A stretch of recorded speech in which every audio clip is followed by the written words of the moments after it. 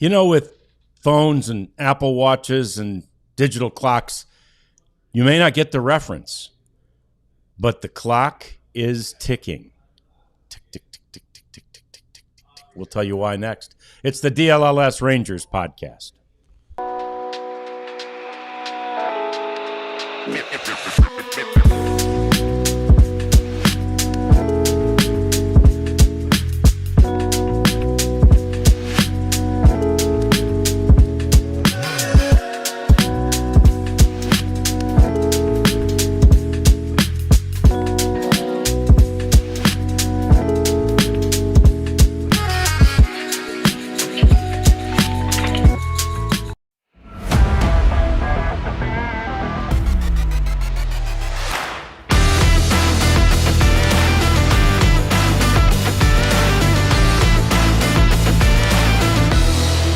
Yeah, you could count my 40 time with a lot of ticks, Jeff. I mean, you could use the hour hand on my 40 time at this point. Hi there. Welcome into the DLLS Sports Studios.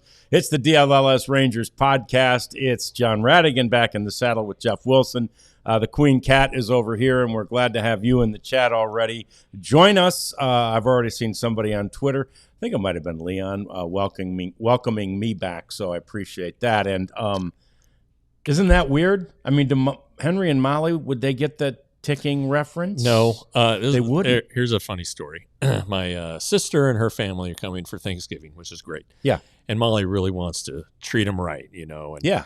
And my sister's birthday was the other day, and so Molly was saying, oh, yeah, you're going to have a nice room. And my sister said, well, is there going to be room service?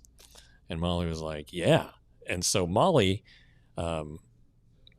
we have an old phone, an old push-button phone. Oh, wow. For a landline, right? Yeah. Molly, you mean like on the wall still? Or? No, it's not active. It's not active, okay. And so Molly said, hey, I'm going to put this in their room so they can call me when for they room need something. Service. It's like, well, we got to have if the phone won't work, we got to have a line for it. She's like, what are you talking about? So Molly has not experienced a landline. That you have to do a landline. That's Are they? They are. Making a comeback. And Kat, clock ticking, right? Yeah, okay, of course, she's old enough for that. We are. But my granddaughter, like, when she gets older, she's not going to know what the heck a ticking clock is. Mm-mm. Although I did just buy one. Don't tell her. For my wife, for her birthday. She wants a big clock. And I got one of the ones where like you can grandfather see. Clock? It's this. It almost is like that. It's round, and you can see all the gears turning inside. Okay. Instead, you hang it on the wall, and is it Swiss? Anyway, it might be. I don't know. It was more expensive than it ought to be. I'll tell you that. But it's her birthday, so. But anyway, yeah. So the clock's ticking on a couple of decisions. First and foremost, it's the 40-man, the roster decision that has to be made by tomorrow. Is that right, Jeff? Or today? That's today. 5 p.m. today. The every major league team, all 30 of them, have to set their 40-man roster, and so it's a big deal for some prospects who are eligible for the Rule 5 draft. It's to explain, if you are signed as a 16-year-old or out of the MLB draft, you have 5 years to reach the 40-man roster or become eligible for the Rule 5 draft. College players who are drafted, it's 4 years. So the people who are in the players who are in that situation this year are, and there's some good ones across baseball that are going to be protected.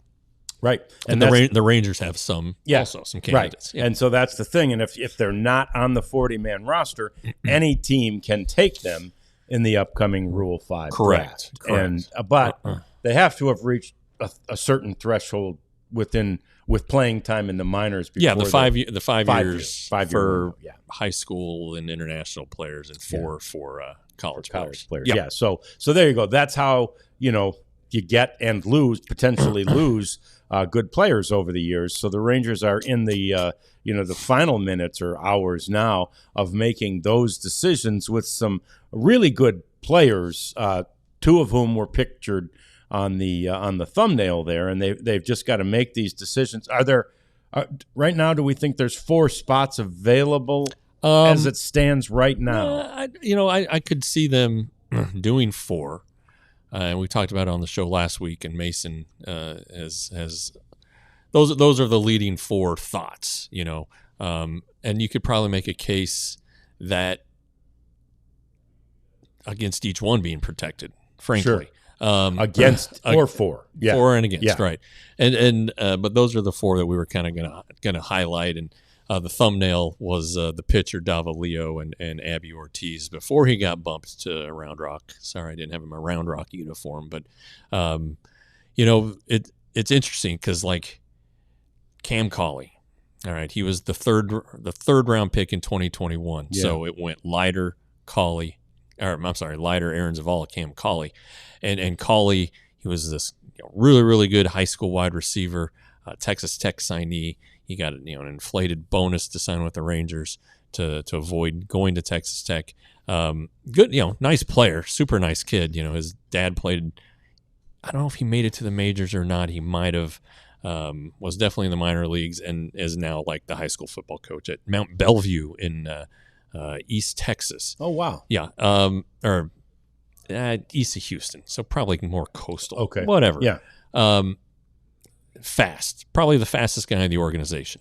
Cauley. Yeah. Really, really good defensive player. He can play up the middle, and then he started playing center field this year, which he loves. He said it's like trying to catch a deep pass. Yeah, sure. And it's helped him out chasing those things down, knowing where to go get it. And I think that he would be a lock because he can do two things at an exceptional level. And that's run the bases and play defense. Yeah. He has some bat issues. There's a lot of swing and miss still. He had revamped his swing a couple years ago. Showed really, really well in spring training, and it didn't translate. But then this year, it was more power, I thought. But I think I think he's a solid pick. And then Davalillo, I'm not sure he's the Rangers' top pitching prospect. Right. But he's a guy that has kind of snuck up on people. He wasn't a huge international signee. He had a deal with the Mets for $30,000, which isn't much, and it got voided. And so the Rangers scooped him up for 10. Wow. And he was kind of farting around in the lower levels, not doing much. They kind of broke through in 24. This year he made it to Double-A. Doesn't blow anybody away with his fastball, but he commands it. And he's got a great split finger. That's probably his best pitch. And so he's, around the zone all the time and looking like a guy who could maybe be a back of the rotation starter. I think he gets protected just because he's, if you look at the farm system, it's a little thin. Yeah. And he's an upper level pitcher who maybe in a pinch could do that. Then we'll go to another right-hander, Leandro Lopez. Yep. I think he's, he hasn't pitched a ton above Double-A. Two good breaking balls, though, and he's learned how to command his stuff. Nothing overpowering on the heater. So I could see a scenario where he doesn't get protected just because the experience level. Could a team carry him? If they selected, and here's another caveat to the Rule 5 thing.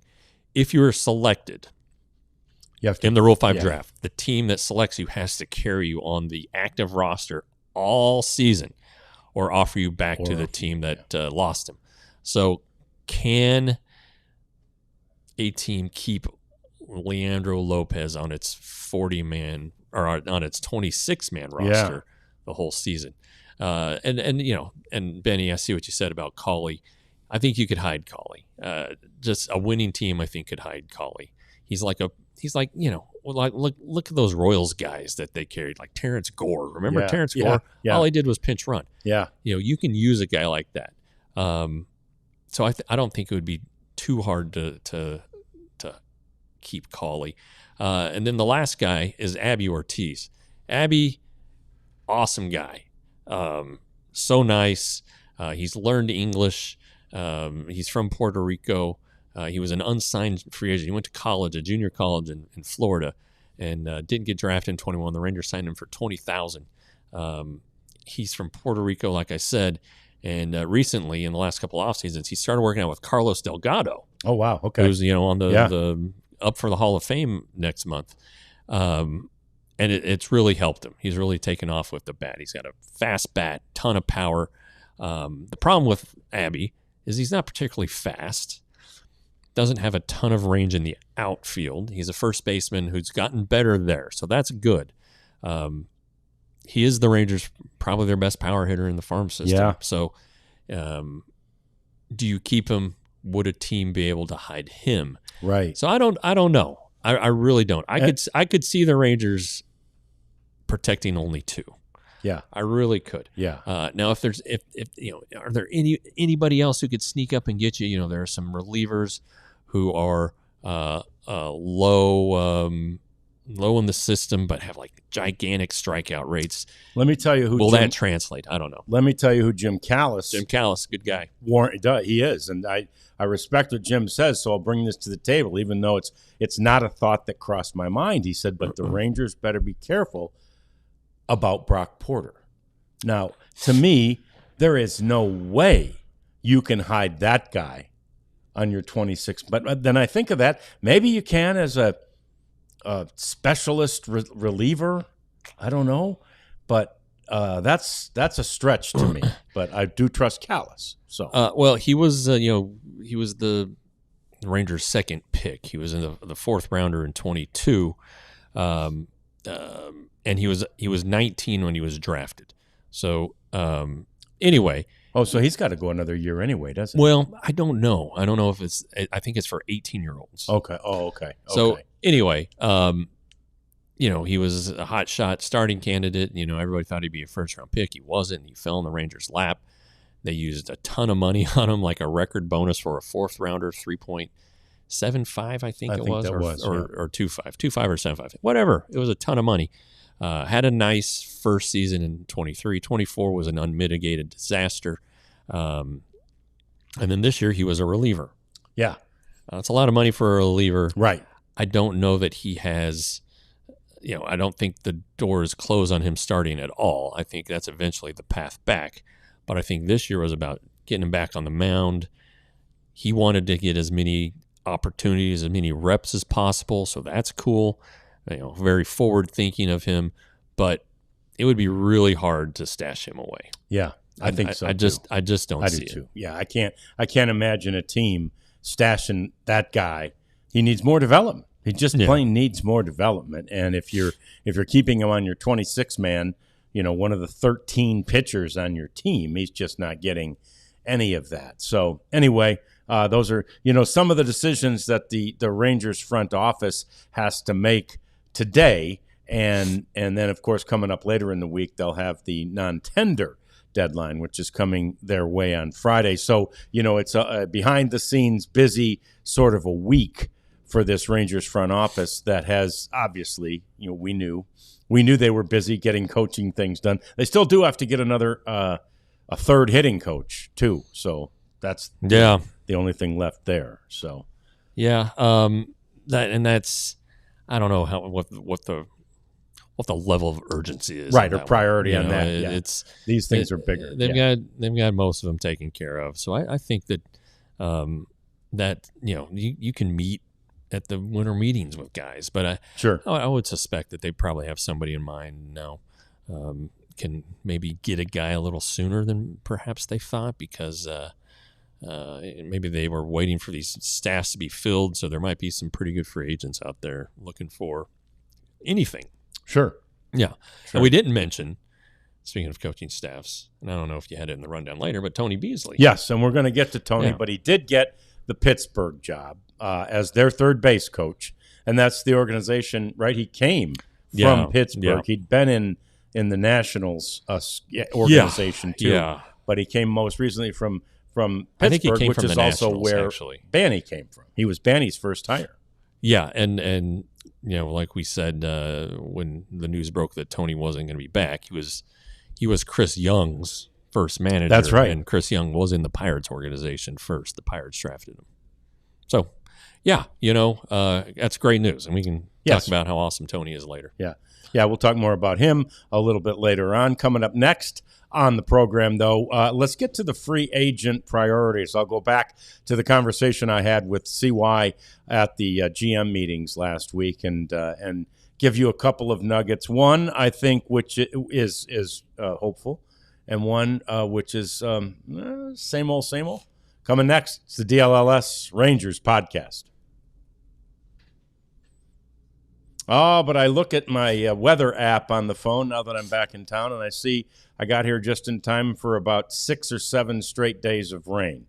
Time to build an ark? No. But it is time to check your roof, right? What better time to check your roof for leaks than when we're having all that rain? And if you find a leak or if you suspect a leak, we know who to call. It's Qualis Roofing. Qualis Roofing is so fantastic. They do residential, and certainly you can do this if you have a business too. Check them out because they do residential and commercial projects, and they're fantastic at both of them. If you schedule a free inspection of your roof, that's it. Just have them come out and inspect your roof for free. You also get a free DLLS shirt of your choice, I think. So, and then if you replace your roof with Qualis Roofing, you get a free Blackstone grill or a Traeger smoker. So go to Qualis Roofing. It's a fantastic roof, and all you have to do is search Qualis Roofing and Construction. That's QUALIS. Hey, prize picks. There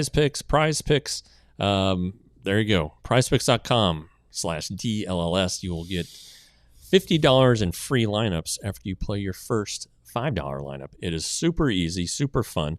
It's more or less. As with Abby and I talked about yesterday, will CD Lamb have more than 6.5 receptions or less? Well, I thought he would have more, and he didn't. So I lost my little that one. lineup on Well, the he didn't Cowboys start. game. That was the problem. Yeah. He and Pickens, neither one started. Anyway. Yeah. It's so much fun, and now you can do teams. You can do, will the Cowboys win by more than however many points over the Raiders? Yeah. Yes or no. It's that simple. You can do it for as little as $1. It's great fun. You can also, and this is fun, bet on culture things. And really? I bet $5 that James Franklin would be the next Virginia Tech coach. Won it. Yeah, I won like $1. But whatever. Fun stuff. PrizePicks.com.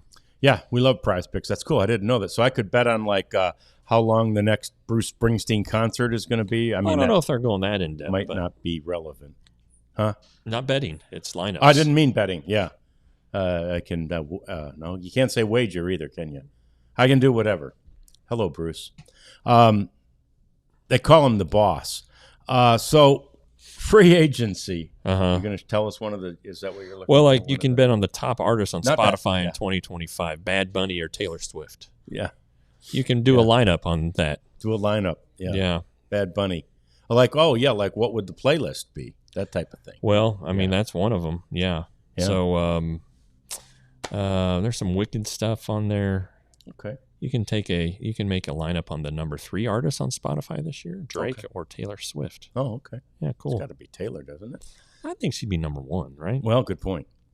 Back to free agency here, and when I was talking to both Ross and CY at the GM meetings last Thursday, it was the next logical question was, okay, so what's next, right? They had done the coaching staff. What's next? And both right away, of course, said personnel. We got to get the team together. We got to know what we're doing with the team. It's all team. So in other words, they didn't say, well, we got a deadline coming up about the 40-man roster, right? Or we've got the non-tender deadline coming, right? It wasn't that sort of specific. It was big picture. What's next is basically building this team for 2026. So what do we do? What are we going to do to build this team? And I loved the fact that CY acknowledged 2 things in one statement that he made very early in the answer to the question I asked about the priorities. And in the first one, and that was the one where he said, I can't expect that we're going to pitch as good as we did last year, right? I just can't expect that. He said that was a one of a kind season, and so do we have that one, Kat? We can, support it there. But I can't expect we're going to pitch at the level we did last year. That was a one of a kind season, and look, we've said that. Right? I mean, that was record setting. I mean, it was an unbelievable season for the Rangers, best they've ever had. So nice to know that he's definitely thinking that. But he says it in the context of we've got to support these pitchers, and basically we've got to take pressure off these pitchers, Jeff. And the way to do that is to have a more consistent offense. Yeah, it's and that's kind of what we've been talking about, this shift in philosophy, more on base guys, contact guys. What worked in 23 hasn't worked the last 2 years, and so that's obviously something that needs to be rectified. And hey, give it a shot. I mean, what do you got to lose, right? So that it'll be interesting to see that, and to see the lineup they do put together. And as we move into Friday, which we'll talk about Friday, the non-tender deadline. We've talked about it for a long, long time about Adolis and Jonah. I'm sure the Rangers are. I'm sure the Rangers are talking to other teams about trades for them, but I think other teams are like, well, probably sign him as a free agent, Yep. The thing is, do these other teams really want to tender them contracts? It's like, right. Yeah, we see the same crap as you do. So, yes. I'm not sure how that will work out, but we'll see what happens. Yeah. And then the other quote from CY was the one you don't love quite as much. We need to play up to our expectations. Last year and the year before, we did not. If we play up to our expectations, I'm confident that the roster we build will be good enough to compete for the playoffs, which sounds a lot, Jeff, like a whole bunch of words saying internal improvements, right? Which is what we heard last year, that's what the biggest difference was going to be between 24 and 25 was the internal improvements. That was sort of a long way of saying the same thing, and so it worries me just a little bit. But again, when you put it with against the backdrop of this philosophical change offensively, maybe we don't need to be quite as worried, right? Last year, I do think they were trying to just get the same guys to do the same things they did in 23, and they have to be better than they were last year, and they weren't. Yeah. This year, they're trying to do it in a different way. Yeah. What was it? Fool me once, shame on you. Fool me twice, shame on me. Yeah. And hence, we have all these questions about Garcia and Heim, and I'm going to throw Josh Young into that category. I'm not going to throw Jake Berger in there because it's only been 1 year for Jake. And I don't think Heim's going to get non-tendered. I think he'll be on the team because it's a value thing. Right. His first year of arbitration, it's only going to be $3 million. Same thing with Berger. Berger, I think, is projected at 3.5 by trade rumors, but you can negotiate that down. Sure. He's not going to get 3.5. And then the other thing, and this is something that they mentioned at both the postseason, end of season presser, and then the Skip Schumacher thing, is keeping guys healthy. Evan Carter is such a integral part of that, So is Jake Berger, who was on the injured list 3 times last season. Wyatt Langford, I think, was on the IL 3 times. Yeah. That guy needs to, lay off the lat machine, and then and stop hurting his look lats. fine. Yeah. Come on, buddy. And so that's where you want. And of course, Corey Seager. I mean, let's go. You gotta figure out a way to play more than 104 games. The pitching held up, although you would like to see Nathan Eovaldi make more than 23 starts. It's just, the internal improvement doesn't need to come on that side. It's got to come at the plate. And so being healthy, having how about 400 Evan Carter at bats? That'd be pretty nice. Right. Jake Berger was at 356. How about 450 of good at bats? You want 450 crappy at bats. Right. Corey Seager, hey, how about 450? How about 125 games? Let's start there. See if he can do that and what he can do in those numbers. Because 23, I think he only had 118 games, 120 games, and he was phenomenal. Yes. So that's kind of the internal improvement. So it can happen both production-wise, but also just being on the field, posting. Right.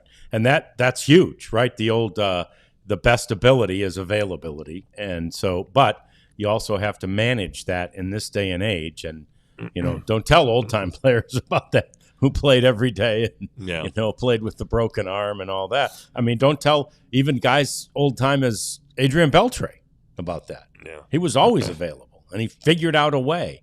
But you have to be available. Now, one of the things I talked to CY about was catcher. And, of course, we've heard from people in the organization, catchers are priority. He can't say that because they have two, right? So the answer there is, we got two catchers. We don't know what we're still considering what we're doing on Jonah. And you can't telegraph to everybody else what the heck's going on at that position, right? To the rest of the league, I mean. And so, you have to play that one close to the vest. Yeah, I mean, he has to. There's enough writing on the wall, though. Yes, and here's you're right. I mean, a lot of people, they don't even mention him, right? Jonah. Right, yeah, exactly. So. And here's another little writing on the wall. Again, this is me seeing what I want to see, but I love that at the Berger event, the softball game this weekend, JT Realmuto was there, right? And we always talk about these connections that are in baseball, right? That all these guys cross paths somewhere. When we had Bassick in here today, I mean, he's like, oh, yeah, I played on a team with Skip Schumacher in Cuba. All these guys coming up through the ranks, they all, they cross paths. So somewhere along the way, it seems like at least Jake and Realmuto were teammates or friends. And friendly. next thing you know, he's JT, who I'd really love to see them get as a catcher, is at Jake's event. Does that mean anything? No, but at this point we're reading tea leaves and looking, reading between lines, Jeff. So I'm going to say I like that. Yeah, a lot of people are at that thing. There are a lot of non-Rangers at that event, which is pretty. That's right. No, pretty that is sweet. Right. Yeah. And then Corey was there. Now, see, I don't know, did Jake Berger, who had wrist surgery, take any swings? Did Corey Seager take any swings? Yeah. I don't know, but at least they weren't in wheelchairs or arms in slings or on crutches or had anything. A walker. Yeah. Have a little hover around going around the bases. That may be something we need to get up there and cover next year. Yeah. Is that in Nashville? Is that Nashville, Tennessee. Yeah. We might need to get up there and cover that and spend an evening over there at the Grand Ole Opry, by the way, while we're there. So these are all things happening. I saw in the chat earlier someone was talking about Kazuma Okamoto, who they say will post actually tomorrow. Passon says that tomorrow will be his posting day. This is an infielder from Japan, Jeff, who they say the Rangers, and we know there's still a big presence by the Rangers in Japan, and we haven't heard them in on very many of these guys that are posting, but Okamoto is one that apparently they're at least expressing interest in. And so then that begs the question, okay, he's an infielder, so would he be – he's a third baseman, right? Corner infielder. Yeah, so would you – I mean, is there something with Josh Young there? Maybe. I mean, I think they have to – you have to consider everything, right? You have to consider all of your options. And I'm sure they have thought of many different ways to make their team better. And so I could see the Texas Rangers not having Josh Young on their roster. Sure. I could see, I see less of that. I actually see Jake Berger as a better I do too. chance than I do too. Honestly. I would be less surprised. Well, let's say this way. I would be less surprised if Josh Young was moved than if Jake Berger were moved. Right. And some of that has to do with Skip Schumacher. I get it. But, man, I just you do kick a lot of tires. You don't want to leave anything unturned, right? No stone unturned. And it's not unfathomable to consider them looking at these Japanese players because they have a great presence over there. They scout the heck out of it. They've been in on Otani, and they've been in on the guy last year, Sasaki. Yeah, him. Yeah. They've signed a lot of American players from Japan in the past. Yeah. So I think that it's not crazy for the Rangers to be linked to him. Signing him, though, is an entirely different thing. Yes, it is. They don't have the money. Yeah. And so, I just like, it's like the whole Edwin Diaz thing that we were talking about yesterday on the show. It's like, great, the national media is saying it. Wonderful. No. But they aren't dialed into like the changes the Rangers are having payroll-wise. Yeah. And it's like, and then what they have on the payroll, then the ability to move the money and the willingness to do so. What you said with when you asked CY about moving a high-priced guy, he goes, "Well, they're our best players." Yeah, it's like, well, I mean, he's kind of got a point. Yeah, maybe not with Semien, but if they expect Semien to rebound, right, that's another thing. But then again, you're betting on him not having a third straight year of decline, right? And if you don't want to bet on it with Jonah and Adolis, do you want to bet on it with Marcus? I don't know. Yeah, it's hard to say. There is a bigger body of work there in the case of Marcus Semien, but those are decisions that are being made right now as we approach the non-tender deadline. Let's talk, again about what a few of the names that are out there are, and an update too coming next on an injured pitcher. It's all next. It's the DLLS Rangers podcast.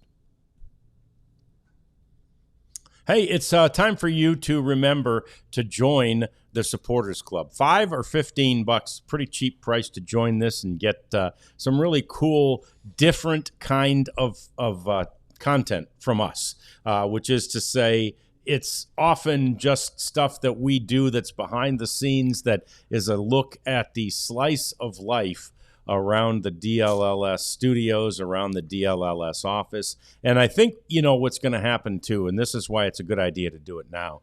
As we keep going with this, I think we're going to get more and more crazy, sicko. I mean, so far, Jeff's and mine have been, moderately serious conversations, and that'll happen too. But I think we'll get into some more creative behind the scenes stuff coming up as well. So anyway, join the Supporters Club, get those emojis, get those behind the scenes looks at our place, and I don't think you'll regret it one bit. Yeah, not at all. And the same thing goes for the signing up for our newsletter, which is free. Go to alldls.com, all the way to the bottom of the homepage. There's a little banner thing down there at the bottom. Sign up for the newsletter. Put in your email. That's all it is. Boom. And then you're going to get all of Lee's handiwork multiple times a week, thumbnails on the 4 teams, what's happening with them, what we've written that's behind the paywall, or maybe not behind the paywall, at alldls.com. And it's just a great way to stay informed on what's happening. That's how I do it. Mm-hmm. Because I'm not lying. I'm not watching a lot of Mavs and Stars games. Right. But I probably need to know about it. I didn't watch a single snap of the Cowboys game last night. Part of that was Molly softball, but part of that was my wife taking over the television when we returned from Molly softball. That's fine. The thumbnail or the thumbnails in the newsletter, which is free, help me catch up. Yeah, it's great. It's a great way to do it. I did the same thing today. I was on an airplane when the Cowboys played. So didn't get to see a second of that myself. So anyway, here we go with this non-tender deadline. Where, as Jeff said, we're going to talk a lot more about it on Friday, which is the day of the deadline. But here's the thing.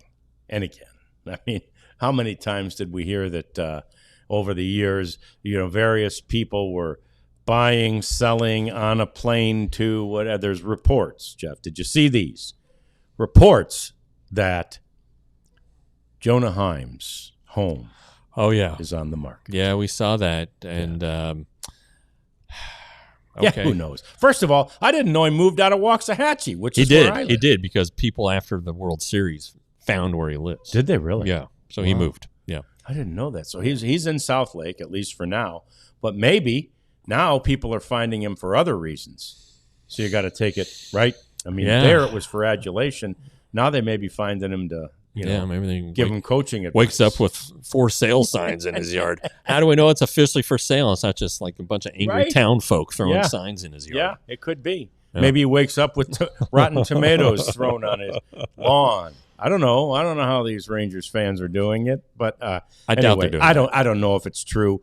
Again, he knows that there's a possibility that either a trade or a non-tender could happen. Yep. And if a non-tender doesn't happen, I also think it's pretty easy to pull the house off the market. So yeah, it probably is. I do think if I'm a player, I think I probably want to be non-tendered. Oh yeah, because then it's I'm a free agent and I can choose where to go and listen to offers and have some leverage and drive up my price. I mean, his arbitration figure, I think trade rumors had is $6 million, which seems a little plump, but $6 million for 1 year. Seems a little high given the numbers. Yeah. But anyway, maybe you get traded and they fall in love with you. I don't know. But, there is the fresh start thing too with him, because it does seem like, and even my doctor yesterday, I went to see him and like, it was just like a blood work checkup. Yeah. And he goes, well, here's your blood work. Everything is good. I was like, okay, great. I came up here for that. Yeah. And then for like 10 minutes, he just asked me Rangers questions. Yeah. And he said, oh yeah. And I was like, yeah, Jonah Heim's probably not going to make it. He's like, it looks like he hates his job. Yeah. I was like, yeah. Everybody notices it. So maybe the whole fresh start thing's a real deal. Whatever. He's not going to be on the 26 roster. I can't. Jonah? Yeah. Oh. Not going to be on the 26 so you think, roster. but you earlier said if they were going to, you don't think they'll non-tender him. I think they will non-tender. You do? Yeah. And Adolis. I mean, unless they have something cooking, Which I believe Adolis is a done deal, but with the value of the catcher thing, I could see Jonah being around. Like, what are the other options? Yeah. No, but I just think that they have to have a plan. If they are going to non-tender him, they must have a plan at catcher, because they just don't grow them on trees. I saw where the White Sox have 2 young catchers that people are looking at and going, oh, we'd like them. And the White Sox are like, no, we only have 2. Yeah. We have no depth at the position. Unless you blow us away, we are not giving up one of these catchers. It's a hard position to fill. Well, and, Kyle Teal is one of the guys who had a nice little showing. Yeah. He was the centerpiece of their trade of Garrett Crochet. Yeah, that's right. And now they're going to turn around and flip him? No.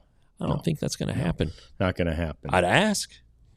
Right. Oh, it's going to happen. Yeah. It doesn't hurt to ask. And then again, that's what happens a lot at the GM meetings. I mean, it's just this guy, that guy, this guy, that guy. Who you interested? I mean, it's hitting every team and trying to figure out if there's any interest anywhere, and then let the process begin. The other thing we saw today, a Fangraphs report, and somebody had it in the chat earlier. Yeah, I see Adley Rutschman, by the way. And I just don't think I think if the Orioles trade him, which I'm not sure that they will, they want a king's ransom for this guy. 100%. Yeah. But the Fangraphs report says that Alejandro Rosario will miss the 2026 season.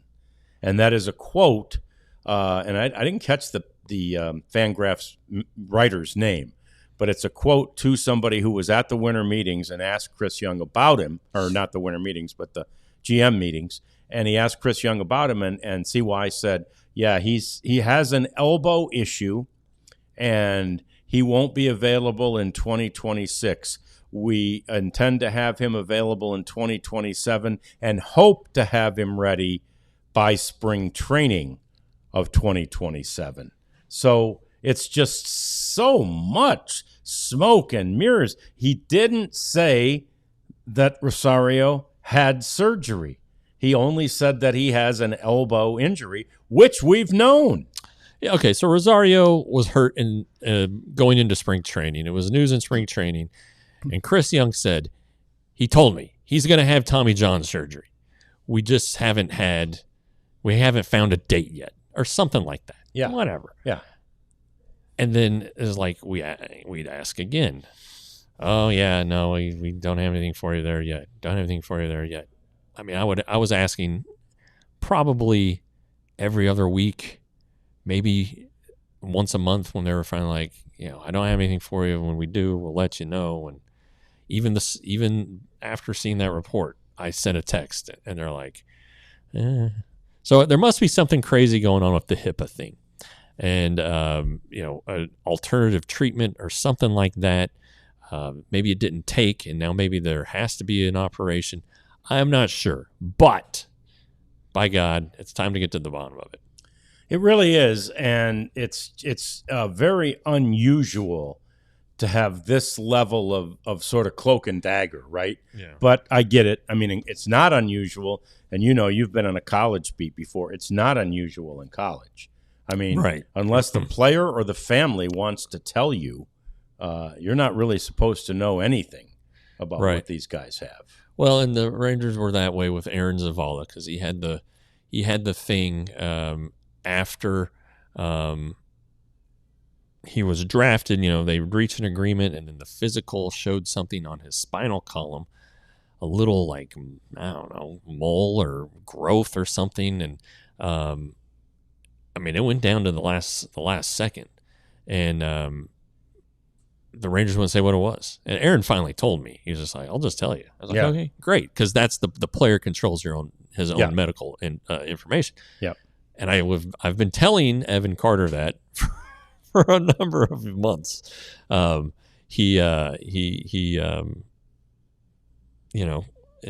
this back issue is, he's like, has the team said anything? I was like, no, they haven't. He goes, okay. I go, Evan, it's your medical information.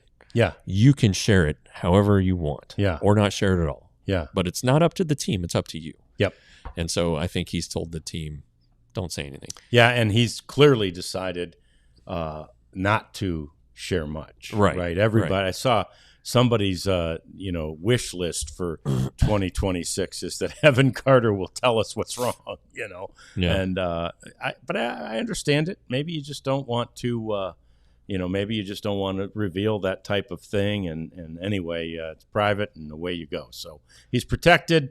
We may never know on Evan. The interesting thing on his scenario is that I believe it was him that told us is he'll grow out of it. Right. He's so young, he could still grow out of this, which I remember that with my son. He went through a growth spurt. He's tall. He's 6'6", 6'7", and when he was in junior, when he was in junior, 6'7", that's what I thought when that first came out. I'm like, they talking about my son's height? But when he was in junior high, his feet were growing so fast. He felt like he had that plantar fasciitis all the time, but he didn't. Like we'd go to the foot doctor. No, you don't have plantar fasciitis.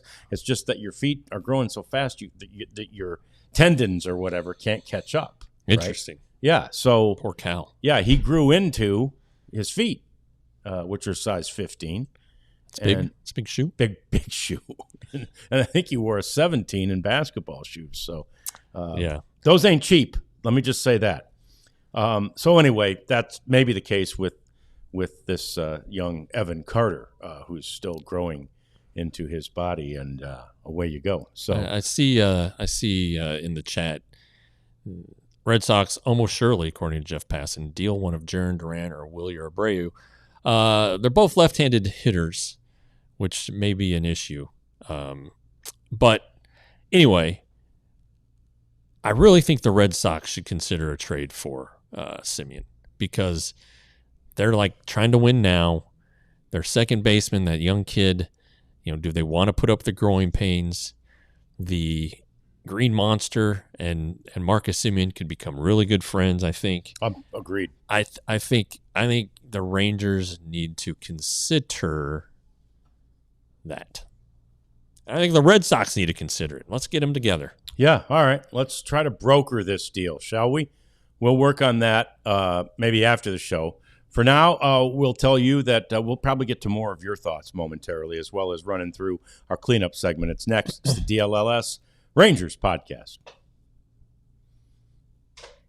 And Jeff mentioned the behind the paywall and in front of the paywall type stuff that we have earlier. That, of course, is predicated on you being a diehard. And really most of our stuff is behind the paywall. And really, that paywall ain't too expensive, right? It doesn't take much to hop over that paywall, whereas it does with many of these local publications and even national ones. This one's cheap, man, $79.99. There also might be, I don't know. I know we have a big Black Friday doings at the store.allcitynetwork.com, which Jeff's going to talk about in a minute. But I wouldn't be shocked, and I haven't been told anything, wouldn't be shocked if there may be a little deal around the holiday for you to become a diehard. Either way, become a diehard. It's a no-brainer. All that great content, 20% off all of our events, like the watch party that we had here for the Cowboys game last night, or any of the other events that are upcoming. Just scan that QR code or go to alldlls.com/join and become a diehard today. Yeah, and John already talked about store.allcitynetwork.com, which is where you will go to get your free shirt that comes with being a diehard. I heard Bobby on the Mavs show saying we have more than 50 shirts. 50. Wow. So, yeah, not just Ranger shirts here, folks. You can get whatever team, whatever your heart desires. And they're good quality shirts. John's wearing that one, which I wore the other day. I've got Texas Chew on underneath my pullover. And again, I wear one of these just about every day. The other day I didn't wear one, and it was like, what's going on here? Yeah, I had no DLLS stuff on the other day. Didn't have the hat, didn't have the shirt. Yeah. It was a little weird. Concerned. Probably the first time in a year. Yeah. But anyway, we're getting more hats too. Store.allcitynetwork.com. Check it out and support us and support your favorite teams. So what's up with the Pirates? Huh? Do I sound like Jerry Seinfeld? What about the Pirates? They were in, apparently, on Josh Naylor. That's what the reports are. The reports say they were willing to go to $78 million on Josh Naylor. And now, all of a sudden, today it says they're in on Kyle Schwarber. And when I hear that, here's a couple of things. When I hear that, I think, are they really?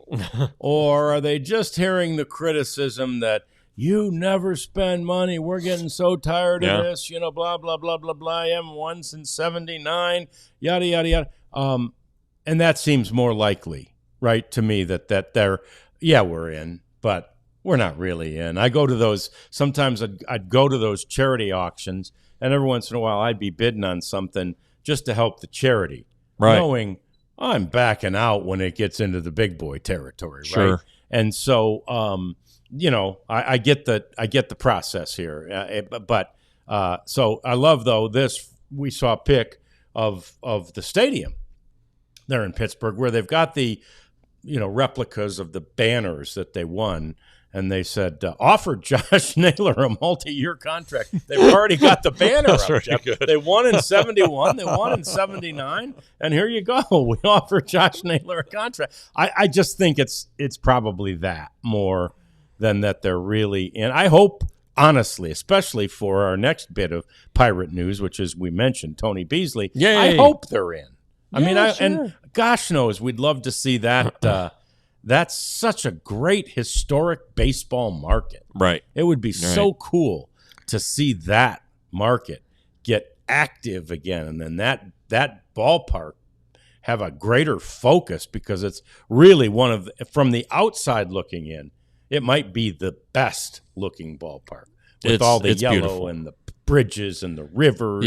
Yeah. The only complaint I have is that the press box is so dang high, but it's just gorgeous. Yeah, it's gorgeous, fantastic. Yeah. I would like to see them spend. I'd like to see them all spend. Let's avoid let's avoid a work stoppage. Yeah, how about that? But yeah, maybe this is just PR. Like, hey, we were interested in Josh Naylor. We're interested in Schwarber. Too. They don't it's 90. Oh my gosh, we could go 77. But they don't want. They don't want to sign with us, so that's not our fault. Greedy players. Yeah. Anyway, who knows? But that's fun. Yeah, and I like that tweet. That tweet was hilarious. Yeah, that was good. We mentioned the Tony Beasley news, and when Jeff broke the story that Bees was not going to be with the Rangers anymore, there were a lot in the chat saying, excuse me, oh man, I'm going to miss Tony Tuesdays. Good news, as we told you then. Good news. Tony Tuesday is alive and well, and you can still get it. There's today's. That's 2 days. Let's make today great. Every one of us can look close and find trouble, heartache, or disappointment. Choose joy. Tell yourself, I am blessed, and God is bigger than any situation that comes today. Give it to him. He's got you. Tony Tuesday, win your day. So just keep following that site there, Tony Tuesday, and you'll be able to get that little inspiration from him. I will say, during the season, it often comes a little later in the day. Yeah. I think, busy in the morning, getting ready, doing the normal stuff that a family man does. And then right when he gets to the ballpark, he's busy, hitting fungos and so forth. And then when there's that lull between BP and the game, he might have a little time to reflect on Tony Tuesdays. Yeah. He needs to update his profile pic. Yes, he does. But get somebody with Pirates media relations on that. And just, doctor in the Pirates cap. Right. That's not a hard thing to do. I was amazed in TV when we were first able to do that. Like we could put a new, different cap on the guy after they made a trade. I'm like, whoa, man, that is cool. So there was a cool giveaway that MLB is doing. I don't know. I don't ever remember seeing that this was a giveaway at Dodger Stadium. I think this may just be something the MLB is doing to stir up interest and get people to love their site and their coverage and all that. But, what we always call Shohei Ohtani, well, we call him a lot of things, but one thing he's called a lot is a unicorn. So you could get your Shohei Ohtani unicorn. Okay. It's a good-looking unicorn. Yeah. Growing up, I was a big fan of the unicorn. Well, that's interesting, John. Yeah, that was that would have been my mythical spirit animal. Not a liger?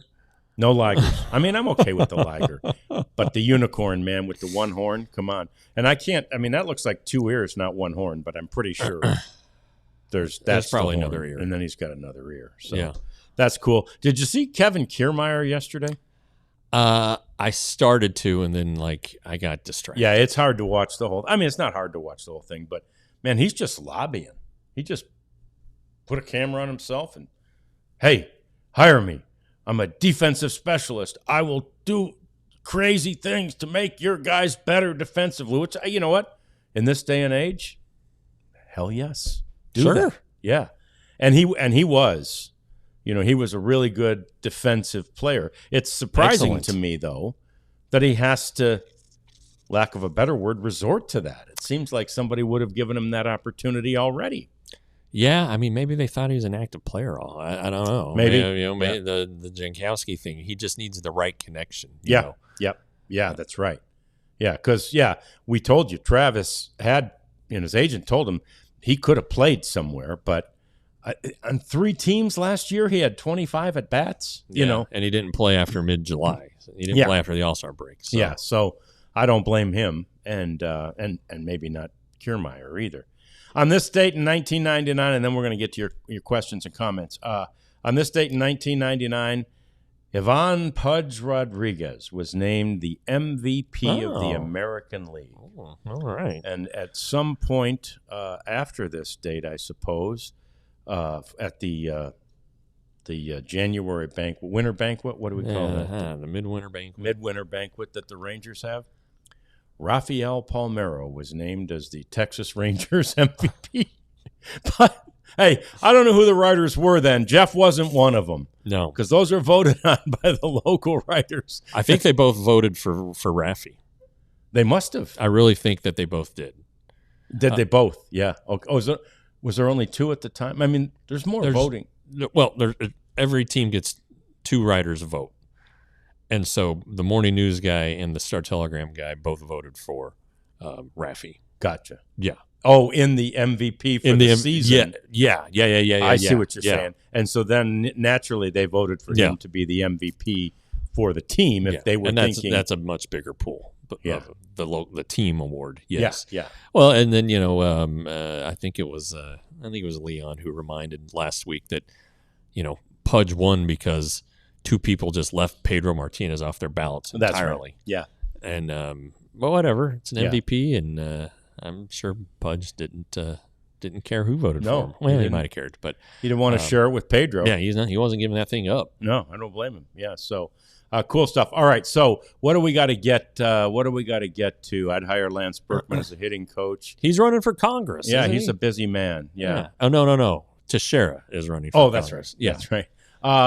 Helsley should be a top priority. I don't disagree with that. Or the kid that New York got, Devin Williams. Yeah. Well, it kind of goes back to the show yesterday. It's like, what are they going to cost? What are they going to cost? What are they going to cost? Exactly. Yeah.